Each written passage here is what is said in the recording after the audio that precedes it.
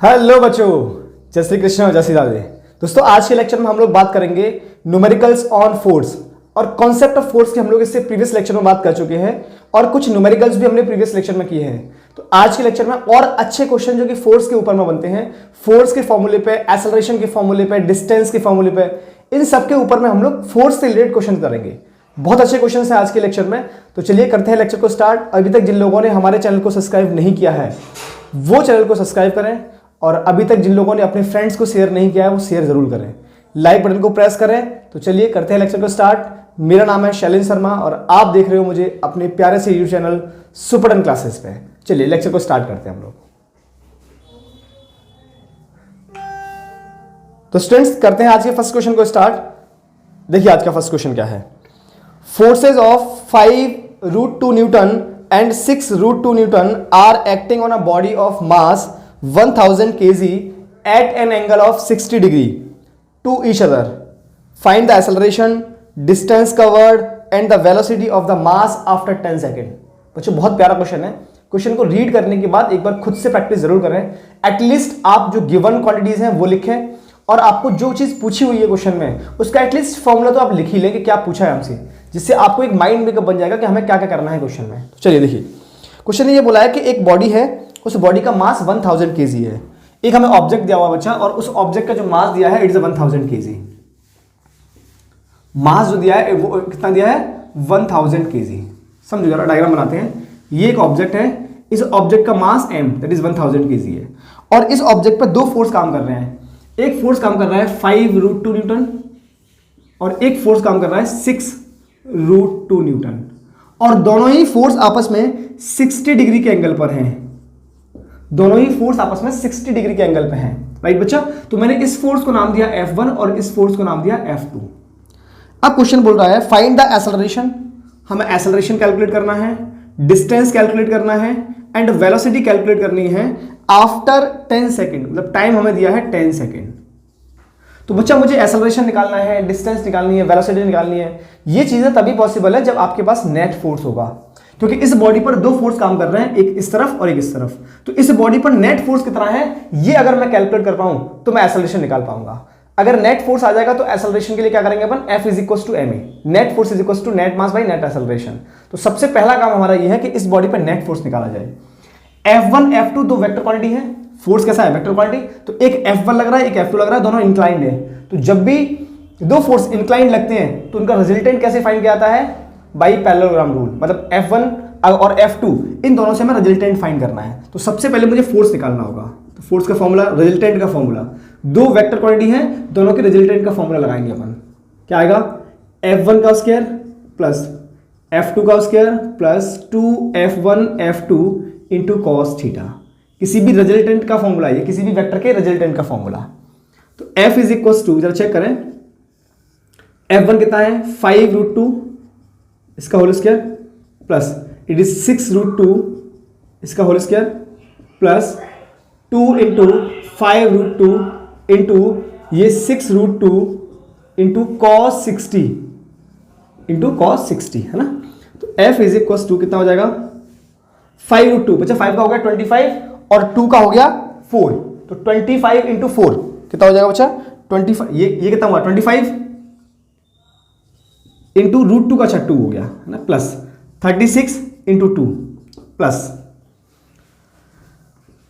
2 into 5 into 6 into 2 भाई 2 into 5 into 6 और √2 2 आ गया इंटू cos 60 जो होता है बच्चा वो होता है 1/2। तो एक 2 से 2 गया। राइट? सो F = कितना बना 25 इंटू 2 50 प्लस 36 इंटू 2 72 प्लस 5 6 30 और 30 और 2 60। तो ये अप्रोक्सीमेट आ गया अपने पास। अगर हम इसको कैलकुलेट करें तो ये आ जाएगा बच्चा 182 के समथिंग, है ना। और 182 को अगर रूट से बाहर करोगे तो 13.4 न्यूटन ये हमारे पास रिजल्टेंट फोर्स आ चुका है। कितना आ गया रिजल्टेंट फोर्स, कितना आया 13.4 न्यूटन। मुझे कैलकुलेट करना है बच्चा एक्सेलरेशन। तो जरा चेक करें यहां पर एक्सेलरेशन क्या होगा, F = m × a। तो एक्सेलरेशन निकालना है तो फोर्स बाई मास। तो एक्सेलरेशन = फोर्स कितना है 13.4 डिवाइड बाई मास कितना है 1000 kg।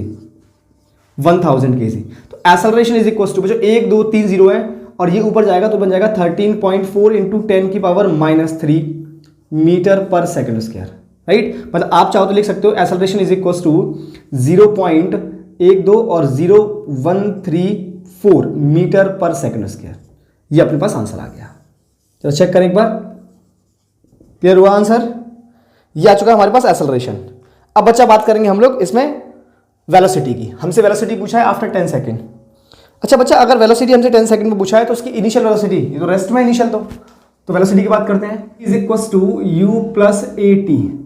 v मुझे कैलकुलेट करना है, u 0 है, acceleration 0.0134 into time 10 second. So v is equal to multiply करें इसका 0.134, it is metre per second, है ना। ये वेलोसिटी आ गई। अब बच्चा मुझे कैलकुलेट करना है डिस्टेंस। अब डिस्टेंस कैलकुलेट करने के लिए या तो आप थर्ड इक्वेशन लगाएं, थर्ड इक्वेशन, या फिर आप सेकंड इक्वेशन लगाएं। अपन सेकंड इक्वेशन लगाते हैं भाई। s is equal to u t plus half a t square. S is equal to, ये तो जीरो हो गया, plus half into acceleration 0.0134 into 10 का स्क्वायर 100, 10 का स्क्वायर कितना हुआ 100, है ना। कैलकुलेट करोगे तो इससे कैंसिल आउट करो उसको 50 times. S is equal to 0.0134 into 50। So s is equal to, जब 50 का मल्टीप्लाई करोगे तो ये आ जाएगा आपका 0.674 इतने मीटर। ये आपका डिस्टेंस आ गया। क्वेश्चन बहुत अच्छा था, एक बार देखें जरा, एक बार नोट करें क्वेश्चन को। तो गाइस अब आते हैं हम लोग क्वेश्चन नंबर 2 पर। क्वेश्चन नंबर सेकंड देखिए, क्वेश्चन नंबर 2 रीड करते हैं क्वेश्चन को। A force of 5 newton gives a mass m1 and acceleration of 8 metre per second square and a mass m2 and acceleration of 24 metre per second square. What acceleration would it give if both the masses are tied together? बच्चों question अच्छा है। Question ने ये बोला है कि एक 5 Newton का फोर्स हम किसी m1 मास पे लगाते हैं तो उस मास में एक्सेलरेशन आता है 8 मीटर पर सेकंड स्क्वायर। अगर वही सेम फोर्स 5 न्यूटन का फोर्स अगर हम किसी मास m2 पर लगाएं तो उसमें एक्सेलरेशन आता है हमारा 24 मीटर पर सेकंड स्क्वायर। तो हमारे पास अगर हम दोनों मास को कंबाइंड करते हैं और फिर से 5 न्यूटन का फोर्स लगाएं तब कितना एक्सेलरेशन प्रोड्यूस होगा, ये क्वेश्चन ने पूछा है। समझो, एक ऑब्जेक्ट है जिसका मास है m1, ये एक ऑब्जेक्ट है जिसका मास है m1 और इस पर मैंने कुछ फोर्स लगाया F, कितना है, इट इज अ 5 न्यूटन। तब इसमें एक्सेलरेशन जो बच्चा आता है दैट इज a1, वो 8 metre per second square. Question ने बोला है, क्वेश्चन ने बोला है कि हमारे पास दूसरा ऑब्जेक्ट है, इसका मास है m2, हमने इस पर भी सेम फोर्स लगाया 5 न्यूटन, सेम फोर्स है ना। तब इसमें एक्सेलरेशन जो जनरेट हुआ ये 24 मीटर पर सेकंड स्क्वायर है। अब क्वेश्चन कह रहा है कि अगर आप इन दोनों को कंबाइंड कर दोगे, अगर आपने इन दोनों मास को कंबाइंड कर दिया m1 प्लस m2, m1 और m2 दोनों मास को कंबाइंड कर दिया, तब आपने इस पर फोर्स लगाया 5 न्यूटन का, तब कितना एक्सेलरेशन होगा, ये क्वेश्चन ने पूछा है, कितना एक्सेलरेशन होगा। तो बच्चों अगर हम यहां से फॉर्मूला लगाएं तो क्या फॉर्मूला आएगा, F is equal to net mass into acceleration. तो नेट मास कितना हुआ m1 plus m2 into acceleration. तो मुझे एक्सेलरेशन निकालना है तो कितना होगा F upon m1 plus m2। अब अगर मुझे एक्सेलरेशन कैलकुलेट करना है तो मुझे m1 और m2 की वैल्यू चाहिए, और मुझे m1 और m2 की वैल्यू कहां से मिलेगी, इन दोनों स्टेटमेंट से। तो आप जरा चेक करें, यहां पर फोर्स का फॉर्मूला क्या होगा, F is equal to m1 into a1। तो यहां से m1 कितना आ जाएगा बच्चा, F अपॉन a1। F कितना है अपना 5 और a1 कितना है 8, so it is a 5/8 kg आया। यहां पे लगाएं F is equal to m2 into a2, यहां से a2 कैलकुलेट करें कितना आएगा F upon m2। a2 is equal to F कितना है 5, सॉरी m2 निकालना है ना अपन को, m2 is equal to F upon a2। So m2 is equal to F कितना है 5, a2 कितना है 24, ये आ गया kg, है ना। ये अपने पास आ गया m2 और ये अपने पास आया m1। मुझे क्या निकालना है m1 प्लस m2। तो m1 प्लस m2 कितना होगा 5 अपॉन 8 प्लस के 5 अपॉन 24, एलसीएम ले 24 आया, 8 3 जा 24 और 3 का मल्टीप्लाई करें 5 में, सो 15 प्लस 5 कितना हुआ 20, सो it is 20/24, it is 20/24। Cancel out करें 4 से, कैंसिल आउट करें 4 से, 4 5 जा 20 और 4 6 जा 24। सो ये कितना आ गया m1 plus m2, m1 plus m2 is equal to 5/6 kg। ये आ गया हमारे पास m1 प्लस m2। इसे m1 प्लस m2 को यहाँ पुट करें, acceleration is equal to force कितना है 5 न्यूटन, 5 डिवाइड बाई 5/6, 5/6, 5 से 5 कैंसिल आउट हुआ। So acceleration is 6 metre per second square. Acceleration is 6 metre per second square. Check करें एक बार, क्वेश्चन को नोट करें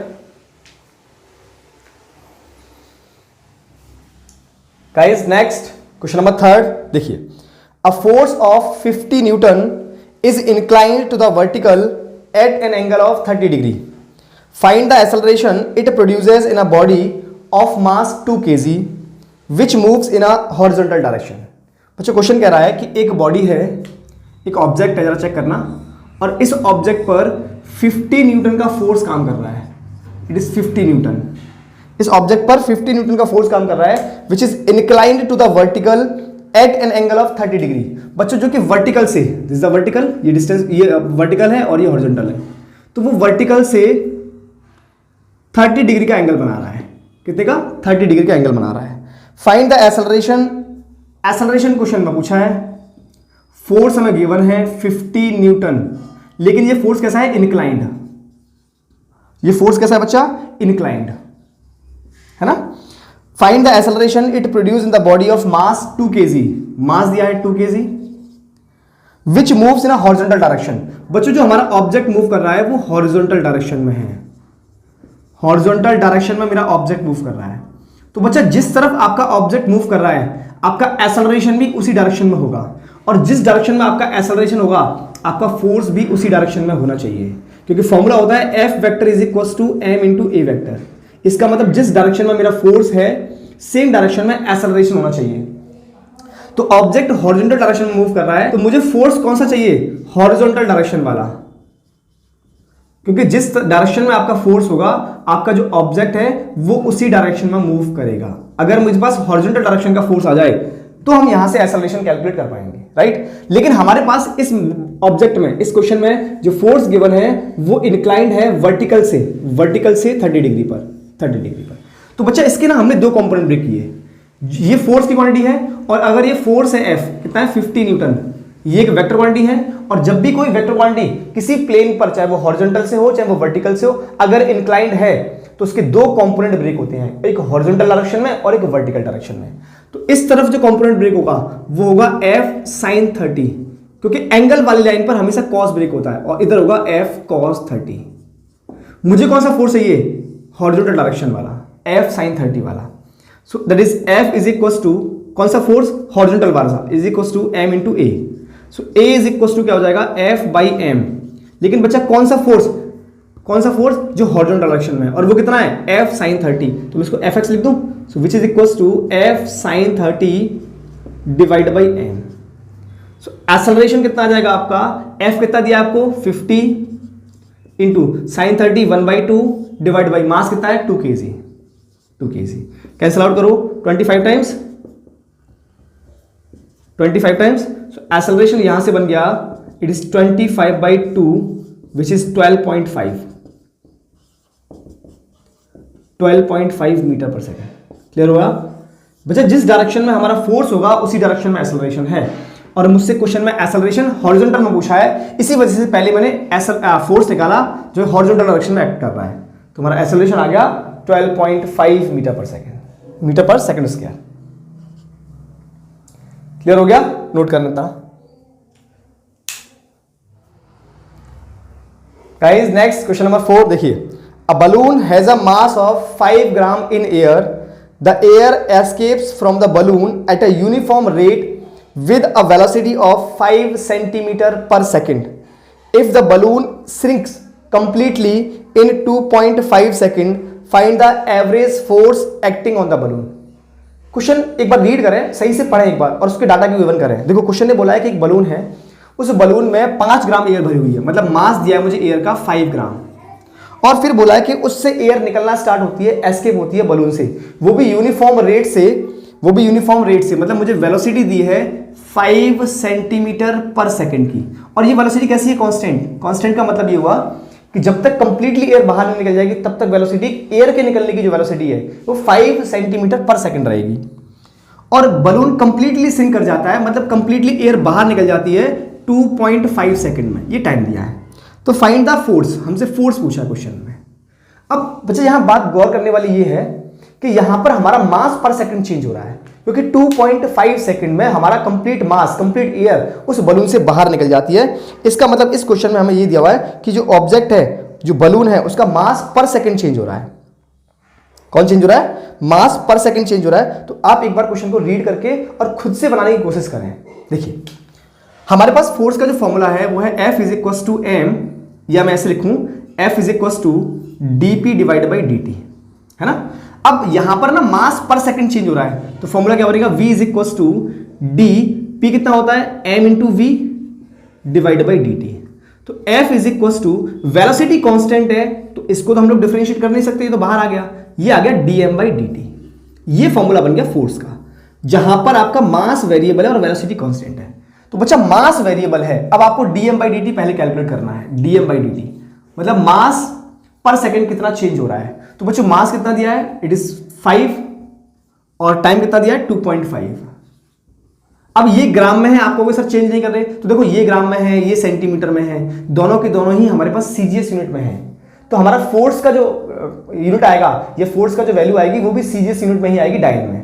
ठीक है, तो चेंज नहीं करने की जरूरत नहीं है। तो 2.5 से 5 को कैंसिल आउट करें तो ये आ गया अपने पास dm/dt = 2, कितना आ गया? 2 ग्राम पर, ये क्या है? सेकंड। इतने रेट से हमारा मास चेंज हो रहा है, इतने रेट से मास चेंज हो रहा है। तो फोर्स कितना आ जाएगा? F = v dm/dt। सो F = v कितना दिया आपको?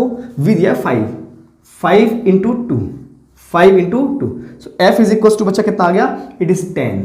और ये किसमें है? सीजीएस यूनिट में, न्यूटन नहीं आएगा, it is a dyne, it is a dyne. 10 dyne आ गया, है ना, 10 डाइन आ गया। बच्चों डाइन के अगर हम सीजीएस यूनिट लिखें तो डाइन किसके बराबर होगा? अगर हम सीजीएस यूनिट में लिखें तो डाइन किसके बराबर है? जरा चेक करो। v का यूनिट क्या है? v का यूनिट है सेंटीमीटर पर सेकंड।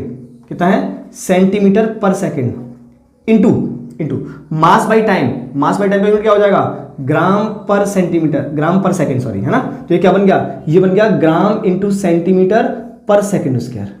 ये यूनिट होगा, ये होगा डाइन का, राइट। क्लियर है? आप चाहो तो न्यूटन में भी कन्वर्ट कर सकते हो, लेकिन हमारा फोर्स कैसा आ गया? डाइन में, जो कि सीजीएस यूनिट है किसका? फोर्स का। चलिए नोट करें इतना।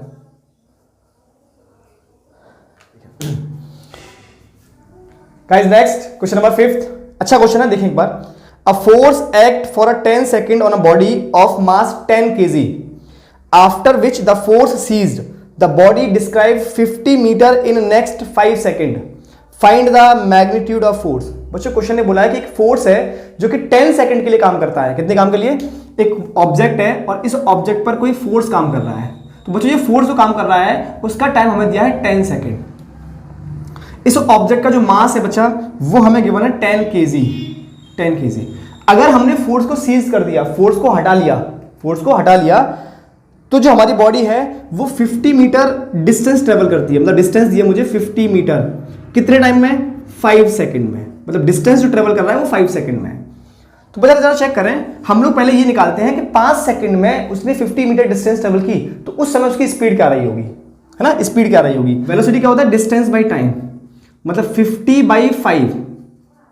सो it is v = 10 metre per second. ये वेलोसिटी आ गई उस ऑब्जेक्ट की जब उस ऑब्जेक्ट ने 50 मीटर ट्रेवल किया 5 सेकंड में after the cease of force.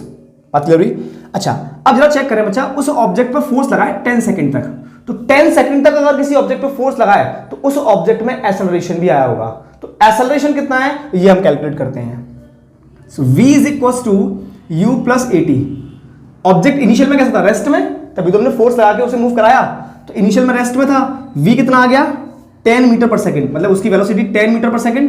0 acceleration calculate करना है। अब एक्सेलरेशन कैलकुलेट अगर हम कर रहे हैं तो इसका मतलब ऑब्जेक्ट पर फोर्स लग रहा है, कितने टाइम तक लग रहा है? 10 तक। सो 10 = a × 10। सो a कितना आ गया? 1 मीटर पर सेकंड स्क्वायर। ये आ गया उस ऑब्जेक्ट का एक्सेलरेशन, उस ऑब्जेक्ट का एक्सेलरेशन। अब बच्चा मुझे कैलकुलेट करना है यहां पर फोर्स। है ना। क्वेश्चन ने क्या बोला है कि फोर्स कैलकुलेट करें, फोर्स कैलकुलेट करना है। तो फोर्स कितना होता है, F is equal to M into A, कि उस ऑब्जेक्ट पर फोर्स कितना है। तो F is equal to object का मास 10 इंटू एक्सेलरेशन कितना है 1, so F is equal to 10 newton. ये उस ऑब्जेक्ट पर फोर्स लग रहा था, कितना 10 न्यूटन। क्लियर हुआ, नोट करें क्वेश्चन को। तो गाइस ये हमारी क्वेश्चन सीरीज, ये हमारे लेक्चर्स कैसे लग रहे हैं आप कमेंट बॉक्स में कमेंट करके जरूर बताएं। यहां पे मैं कोशिश कर रहा हूं कि फोर्स के रेस्पेक्ट में जितने भी क्वेश्चंस होते हैं वो सब आपको करवा दूं इजी वे में, है ना। तो आप अपने दोस्तों को शेयर करना ना भूलें, और जो बच्चे हमारे चैनल पर नए हैं वो चैनल को सब्सक्राइब जरूर करें। मिलते हैं ऐसे ही और अच्छे क्वेश्चनों के साथ में नेक्स्ट वीडियो में। टिल देन जय श्री कृष्ण, जय श्री राधे।